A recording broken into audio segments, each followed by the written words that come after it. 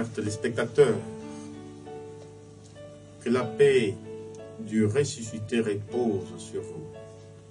La paix de celui qui nous a appelés des ténèbres à son admirable lumière. C'est lui qui, après sa résurrection, nous dit « C'est ma paix que je vous donne. La paix soit avec vous. » Que le Seigneur ressuscité continue à illuminer notre cœur. Que sa lumière qui a jailli du tombeau continue à nous éclairer afin que soient dissipées les ténèbres dedans de nous, les ténèbres autour de nous, que nous soyons resplendissants de la lumière de Dieu. Bien-aimés, Jésus ressuscité n'a pas laissé ses apôtres indifférents. Ceux qui l'ont connu, ceux qui ont partagé sa vie intime avec lui, ceux qui ont mangé et bu avec lui, tous ces disciples qu'il a appelés et qui ont été témoins oculaires de tous ces événements, ils ne sont pas restés indifférents. Mais j'aimerais aujourd'hui vous parler d'un apôtre, lui-même qui dit, il n'est même pas digne d'être appelé apôtre, parce qu'il a persécuté les Christ, il a persécuté l'Église. C'est l'apôtre Paul. Je n'aimerais pas vous parler de l'apôtre Paul, mais je vais juste prendre une de ses citations. 1 Corinthiens 15, 17 à 19. Si le Christ n'est pas ressuscité, vaine est votre foi. Vous êtes encore dans vos péchés. Et ceux qui sont morts en Christ sont complètement perdus. Voilà ce que nous dit l'apôtre Paul à propos de la résurrection de Jésus d'entre les morts. Vous savez, l'apôtre Paul n'a pas connu Jésus dans son incarnation. Il ne l'a jamais vu. Il n'a jamais vécu avec lui physiquement. Mais cependant, il l'a reconnu dans sa résurrection glorieuse. C'est lui qui lui est apparu sur le chemin de Damas. Saul, Saul, pourquoi me persécutes-tu? Qui es-tu, Seigneur? Je suis Jésus, celui que tu persécutes. Voilà, c'est celui-là, lorsqu'il a rencontré le visage du ressuscité. Lorsqu'après cette rencontre, il était complètement aveuglé. Il a été conduit chez un certain Ananias. C'est celui qui nous parle. Si Jésus n'est pas ressuscité, vaine est notre foi, nous sommes dans le péché, et ceux qui sont morts en Christ sont complètement perdus.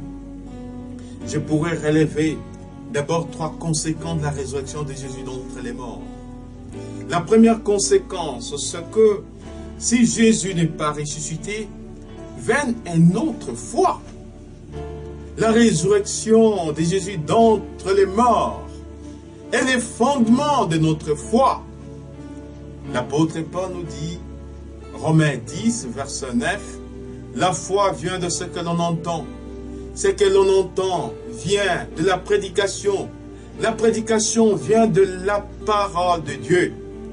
La foi est née quand Jésus a proclamé, quand il a annoncé.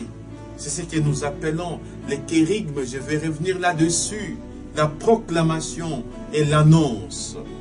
Alors, notre foi en la personne de Jésus grandit de plus en plus parce que, après la mort de Jésus, est-ce que les apôtres avaient-ils encore la foi, quelles que soient les promesses que Jésus leur avait faites? Ce n'est pas pour autant, leur foi avait pris un coup. Ils étaient découragés. Certains étaient tentés de revenir à leur activité. Nous avons vu l'apôtre Pierre qui dit aux autres apôtres, je vais encore pécher. Ah, le ressuscité fortifie notre foi. La résurrection de Jésus-Christ d'entre les morts est le principe de la fortification de notre foi. Si Jésus n'est pas ressuscité, vous voyez, en ces temps de Pâques, nous devions encore demander au ressuscité de nous faire de faire grandir au-dedans de nous les dons de la foi. Si vous aviez la foi, oh, gros comme les petits grains de s'élever, vous direz à cette montagne, déplace-toi et va te planter dans la mer et vous obéirez. La foi est l'assurance de bien que l'on espère, la preuve des réalités que l'on ne voit pas. Hébreux 11, verset 1. Jean 1, 5. Nous avons l'assurance en Dieu que si nous lui demandons quelque chose selon sa volonté, il nous écoute. Et si nous écoutons tout ce que nous lui demandons, nous savons que nous possédons déjà ce que nous lui avons demandé. Que le ressuscité fasse grandir à nous les dons de la foi. Si Jésus n'est pas ressuscité, voilà la deuxième conséquence. Vous êtes encore dans vos péchés. La résurrection de Jésus est le principe de pardon. Le pardon véritable a été accordé dans son incarnation, dans sa mort. Mais la résurrection de Jésus nous procure la justification. Romains 25, verset 4. Livré pour nos péchés, ressuscité pour notre justification. Qu'est-ce que c'est la justification? C'est Jésus-Christ. En tant qu'agneau de Dieu, il ôte le péché, il nous pardonne, il enlève le péché, il nous couvre de sa justice. Il nous couvre de son innocence. Livré pour nos péchés, ressuscité pour notre justification. Nous comprenons pourquoi l'apôtre Pierre nous dit, insulté, il n'a pas rendu l'insulte, maltraité, il n'a pas menacé, mais il s'en remettait à celui qui juge avec justice, lui qui sur le bois de la croix a porté dans son corps nos péchés, afin que, mort à nos péchés, nous devenions justice de Dieu. Bien-aimés, la résurrection comme principe de pardon, principe de justification. Si le Christ n'est pas ressuscité, ceux qui sont morts dans le Christ, en Christ, ils sont perdus. Jésus, dans sa résurrection, est le premier-né d'entre les morts. C'est sa résurrection qui devient maintenant le principe d'explication de la résurrection eschatologique à la fin des temps. Parce qu'il est le premier-né d'entre les morts et parce qu'il est ressuscité, ceux qui sont morts dans le Christ ressusciteront avec lui. Parce qu'il meurt, comme nous dit l'apôtre Paul, dans la corruptibilité. Ils ressusciteront avec un corps incorruptible. Ils meurent dans l'ignominie, dans la honte. Et quand ils vont ressusciter, ils revêtiront un corps glorieux. Ils n'auront pas de corps terrestres, mais ça sera un corps de gloire. Voilà la résurrection de Jésus-Christ, principe de résurrection eschatologique. Si le Christ n'était pas ressuscité, que serait Adam? Parce qu'il est le nouvel Adam. Que serait Abraham? Que serait Isaac? Et dans la mort de Jésus, il est descendu dans les profondeurs, dans les Sheol. Il a tendu la main à Adam, il a tendu la main à Abraham, il a tendu la main à tous ceux qui avaient partagé sa foi de manière implicite. C'est pour cela, dans sa mort, Jésus détient la clé du royaume et il nous ouvre les portes du royaume de Dieu. Et vous imaginez, si Jésus n'était pas ressuscité, quels seraient tous ceux qui sont morts en sa personne? Vous voyez, et quand Jésus ressuscite, quelle espérance! Les jours où je mourrai, je sais que même si je meurs, je ne meurs pas, je suis vivant. Voilà le principe donc de la résurrection de Jésus-Christ d'entre les morts. Bien-aimés, sur le plan historique, cette résurrection a posé de sérieux problèmes. D'abord, quand Jésus est ressuscité, les apôtres avaient du mal à croire. Vous imaginez ceux avec qui il a partagé l'intimité. Ils ont eu du mal à croire. les Juifs qui sont demeurés incrédules, qui réfutaient même le fait que les apôtres annonçaient que Jésus est ressuscité. Les Juifs, ils ont donné 3 arguments pour dire non, Jésus n'est pas ressuscité. Le premier argument, c'est que les apôtres sont allés, de bon matin, ils sont allés voler les corps de Jésus. Les apôtres, ce sont des voleurs du cadavre de Jésus, et pour dire qu'il est ressuscité, et pourtant ils ont volé son corps. Voilà, cet argument s'était répandu partout. Il y en a beaucoup qui partageaient cette croyance pour nier, pour réfuter les preuves historiques de la résurrection de Jésus. Les tombeaux ouverts, la pierre qui a été roulée, les lincelles trouvés, ces preuves historiques vont être démenties parce que le corps de Jésus a été volé par les apôtres. Mais cet argument n'aura pas du poids sur la foi des croyants. Quand on regarde d'abord les témoignages des apôtres, ce n'étaient pas des imposteurs. C'étaient des hommes et des femmes authentiques. Des hommes honnêtes. Des hommes qui étaient prêts à donner leur vie pour défendre la résurrection de Jésus. Comment est-ce que ces hommes-là, qui ont tout abandonné, qui l'ont suivi, comment est-ce que ces hommes-là, qui s'étaient mis à l'école de tous ces enseignements, pouvaient donc mentir ainsi? Cet argument a été réfuté. Le deuxième argument, Jésus-Christ n'était pas mort. Non, sur la croix, il était vivant. On l'a descendu vivant. Il avait fait semblant de mourir. On est allé enterrer quelqu'un qui a fait semblant. Donc la mort de Jésus n'était qu'une mort apparente. Nous voyons les preuves médicales aujourd'hui qui nous montrent que une telle torture, une telle épreuve, Jésus-Christ en tant qu'un être humain, il ne pouvait que mourir. Parce que la torture était tellement forte. Combien de litres de sang notre Sauveur avait perdu? Combien de plaies dont son corps a été couvert? Et comment aujourd'hui ne pas croire que Jésus-Christ est mort? Comment alors concilier les faire semblant de la mort de Jésus et toutes ces paroles que lui-même a prononcées sur la croix? Père, entre tes mains, je remets mon esprit. Tout est accompli. Il expira. Tout cela n'était que mensonge. Vous voyez, cet argument, la science nous prouve que cet argument est tellement faux. Troisième argument. L'hallucination. Les apôtres, l'hallucination. Les apôtres, non. Ils n'ont pas vu Jésus, c'était peut-être quelqu'un qui ressemblait à Jésus, qui est ressuscité. Or, ceux qui souffrent de l'hallucination souffrent de maladies pathologiques. Que la psychologie aujourd'hui a reconnu, est-ce que les apôtres, tous ceux qui l'ont vu, Jésus-Christ n'était pas tout simplement apparu à ses apôtres.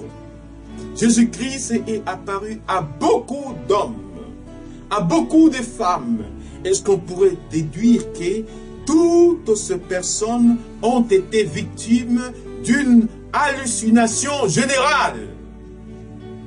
Cet argument ne peut pas tenir debout. Jésus est ressuscité d'entre les morts. Voilà, bien-aimés, les fondements de notre foi. Si Jésus n'était pas ressuscité, vaine serait notre foi, vaine serait notre prédication. Ah, nous demeurerions encore dans nos péchés. Ceux qui sont morts en lui sont complètement égarés, ils sont complètement perdus. Nous voyons les ressuscités d'entre les morts vont entreprendre un travail de guérison. Guérison intérieure. Guérison avant tout de la mémoire. Jésus va toucher la mémoire de tous ceux qui vont le voir. Pourquoi? Parce que l'acte propre de la mémoire, c'est les souvenirs.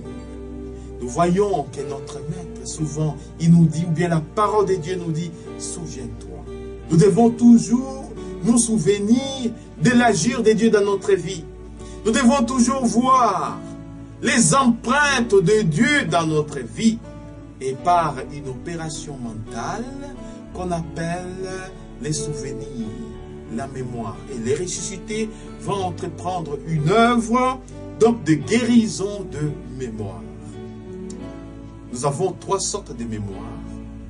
La mémoire visuelle, la mémoire auditive, il faut que j'entende. La mémoire visuelle, il faut que je vois pour que je puisse retenir. La mémoire tactile, il faut que je touche.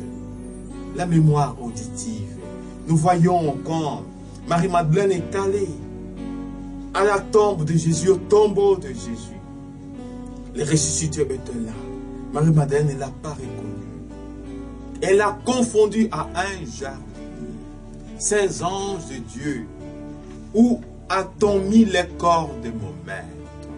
Et quand le ressuscité maintenant apparaît à Marie-Madeleine, quand le ressuscité l'appelle par son nom, Marie-Madeleine reconnaît la voix de son bien-aimé. Elle se tourne et dit, Raboudi, mon maître. C'est la guérison de la mémoire auditive. La guérison de la mémoire auditive. Le maître parle, nous devions saisir sa voix. La voix de mon bien-aimé, nous disent les cantiques des cantiques. Et à moi, moi je suis à mon bien-aimé. Comment tu peux oublier la voix de ton mari, de celui que tu aimes? Et le ressuscité entreprend l'œuvre de guérison. La mémoire visuelle. Oh, les disciples d'Emmaüs, chemin faisant, il leur expliquait les Écritures en commençant par Moïse, les écrits et les psaumes. Ce n'est pas pour autant qu'ils l'ont reconnu. Mais lorsqu'il est arrivé à Emmaüs et qu'il a rompu la pain, il leur a donné. Alors leurs yeux s'ouvrirent. Leurs yeux s'ouvrirent. La guérison de la mémoire visuelle. Et il est reconnu. Le temps de la résurrection est un temps de guérison de notre mémoire. Mémoire auditive, mémoire visuelle. La guérison de la mémoire tactile avec l'apôtre Thomas. Quand les ressuscités, alors que les portes étaient fermées, il apparaît au milieu des disciples. Il leur a dit, s'adresse à Thomas, avance, cesse d'être incrédule. C'est moi, je suis le vivant. Un esprit n'a ni chair ni os. Viens, mets tes mains dans les marques de ma passion. Cesse d'être incrédule. Et quoi? Et quand Thomas a mis ses mains d'abord dans son côté qui était ouvert et dans les marques de sa passion, Thomas est parvenu à confesser Jésus-Christ sous ses vocables, mon Seigneur et mon Dieu.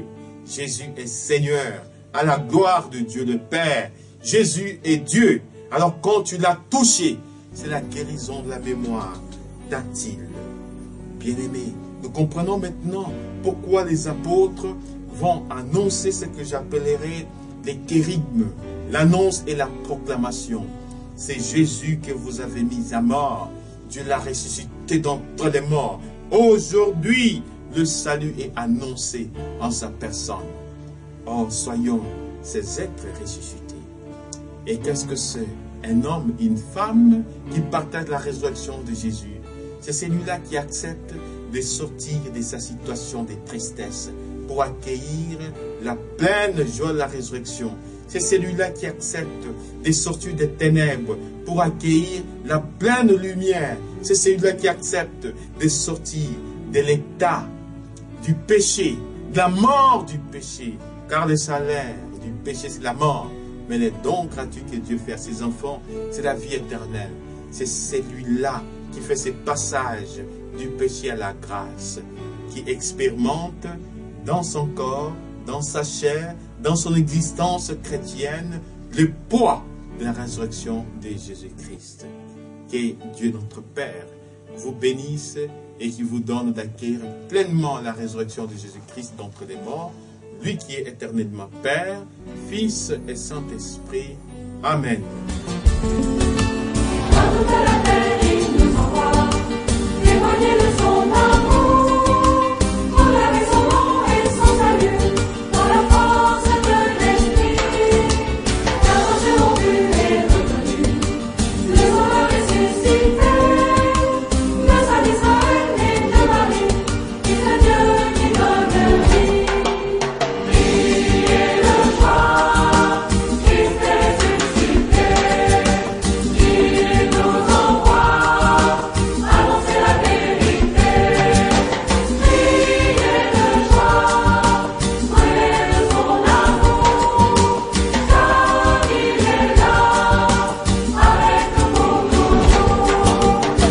sa vie donnée, son sang versé, il a racheté nos vies. Il détruit les portes des enfers, il nous sauve du péché. À tout homme il donne son salut, don gratuit de son amour. Vivons dans sa gloire et sa clarté, maintenant et à jamais. Priez de joie.